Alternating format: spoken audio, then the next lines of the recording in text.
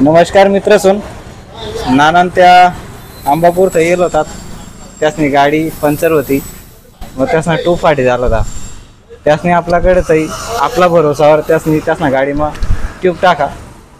ते काकान त्यासले आपल्याकडे थंय गिफ्ट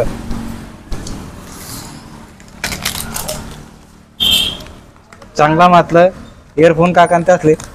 त्यानंतर पाणी पावसाळ्यात कुठे गयात ते मोबाईल ठेवानी